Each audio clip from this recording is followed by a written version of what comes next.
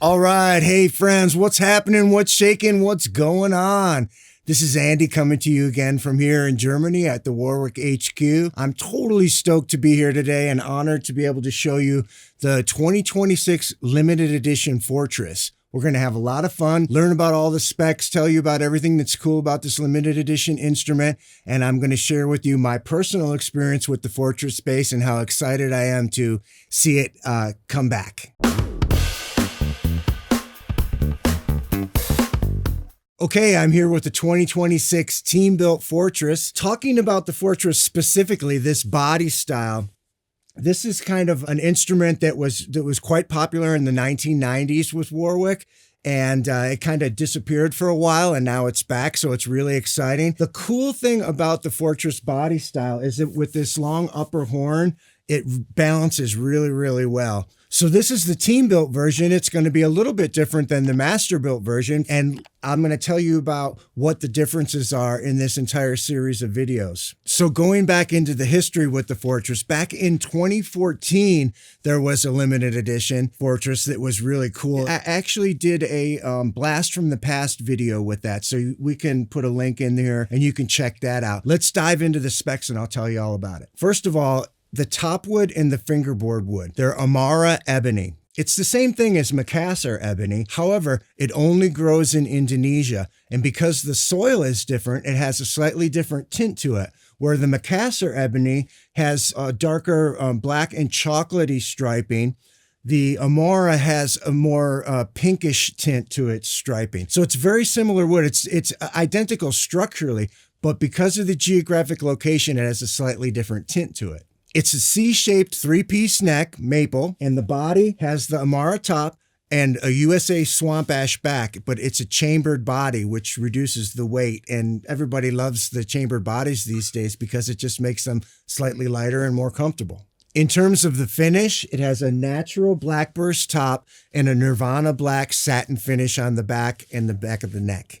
All right, talking about the frets specifically, this has the brass frets in it. It's a 34-inch scale, 2 octaves, 24 frets, and it has the brass frets, which are a little bit wider and a little bit taller. They feel great under your fingers, and I'll give you a little more information about the IFT Invisible Fretwork Technology. When the frets are installed, you have to cut a line in the fingerboard, and then the fret has like a spline that goes down in there, and that's how you press the frets down into the fingerboard. Well, instead of having a line that's cut all the way through the fingerboard, it's only cut through the middle. So when you put the fret in, you don't have that line there and the fret doesn't extend all the way through the edge of the fingerboard. When they do the setup and they nicely round the fret edges, you have a very, very smooth feeling side of the neck. So as you're sliding up and down the neck, it doesn't like hurt the back of your hand. It's very, very smooth.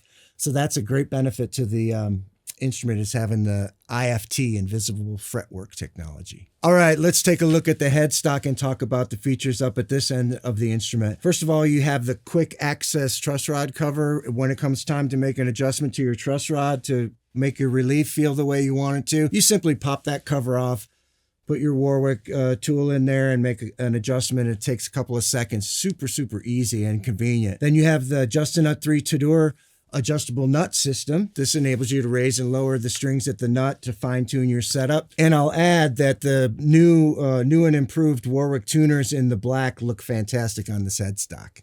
Let's move down to the other end of the instrument and talk about the electronics. We have 2 MEC black brushed chrome soapbar pickups, and then we have the MEC electronics with the 2-band EQ, volume, blend, and then you have a boost cut treble and a boost cut bass control. And on the volume control, when you lift it up, it goes into EQ bypass. Like all Warwick basses, of course, we have the 2-piece 3-dimensional bridge system. This is a very solid and also functional bridge system that enables you to raise and lower and angle and move it on 4 points. You can move, of course, the saddles forward and back for your intonation, and you can do small adjustments to the string spacing by loosening and sliding the saddles up and down. So you have complete flexibility of adjustment with the bridge system. Let's take a look at the back of the bass. This is really cool. I love the way that Swamp Ash looks when it has a transparent finish on it, because you can see the beautiful grain. Of course, it's a bolt-on construction, but it has this nicely rounded heel and this nicely rounded cutaway. It's very comfortable when you're playing up high. And then you have the quick access electronics cavity cover, which pops right off. You change your battery, pop it right back on. It's just another amazing like convenience feature, because basses, you know, back in the day, you would always have to unscrew things to do your adjustments, and you would need to have tools, and it would be time consuming, where the quick access stuff is just fantastic. Of course, at Warwick, everything is about the details, and one of the coolest details I found on this is the laser engraved signature of Nicholas Wilfer. All right, it's time to get into hearing what this awesome bass sounds like. But before we do that, I just want to tell you how we're actually recording it.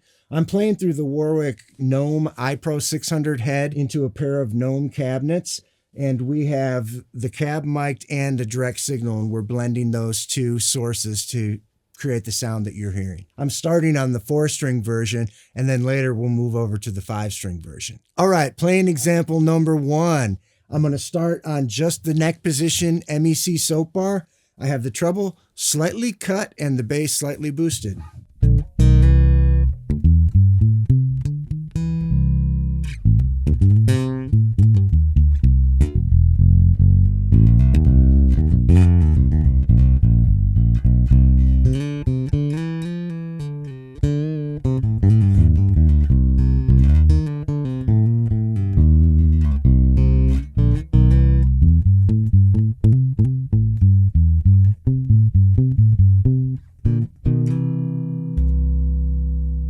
All right, for sound example number 2, I'm going to show you how incredible this bass sounds for getting funky and slapping on it. It's one of my favorite things to do on any bass. Although this one, when I picked it up, it's got a springiness to it.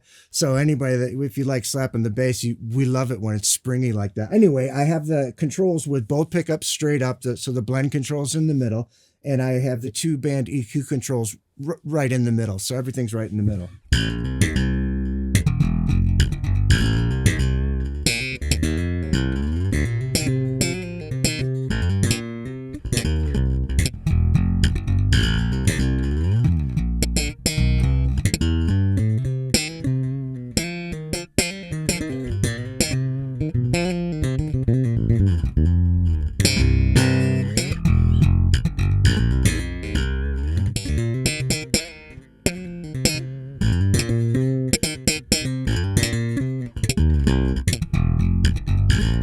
Yeah, I could sit here and slap this thing all day long. All right, sound example number 3. We're moving all the way back to the bridge position pickup.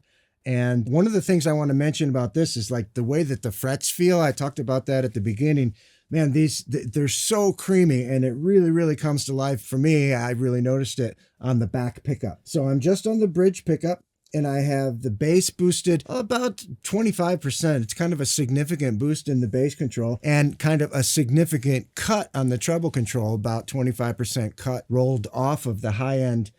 And what a sound, what a sound.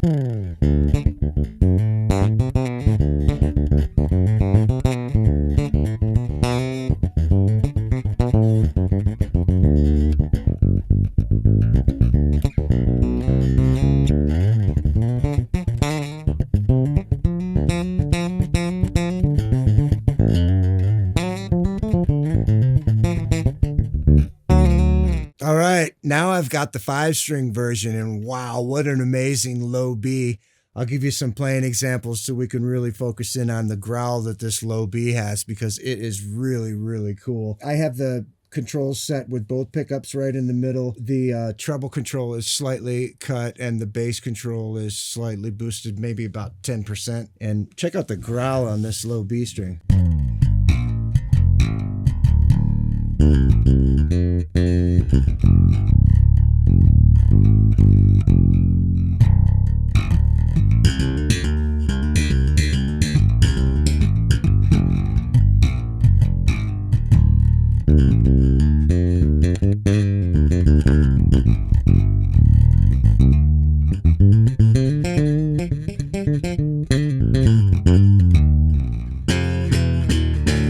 looking for a really traditional bass sound, like an old-fashioned kind of bass sound, I do play a lot of blues, a lot of R&B, and one of the sounds that is very, very common in the music that I play is this sound right here. Check out this sound. I have the treble really rolled off.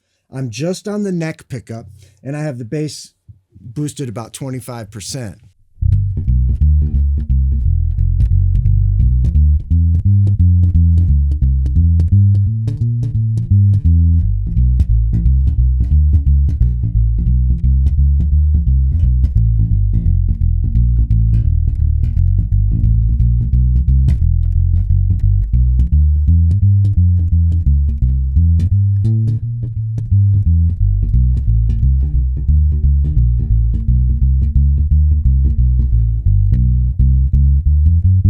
All right. Well, man, this has been a blast. I was totally stoked to find out that the 2026 limited edition is a Fortress. I knew that I would be coming here to Germany to do demo videos for the limited edition, but I didn't have any of the details. And when I got here and realized it was a Fortress, I was like, oh, right on, because as you can tell, I'm just nuts about the Fortress. Before I go, I want to make sure that I tell you that it's available in 4 and 5 string versions, fretted and fretless, and right-handed and left-handed. Hey, it's been a pleasure to be here, and I've had a great time. If you like this video, if you like all the videos, please like and share and hit the subscribe button, and we'll see you next time. Peace.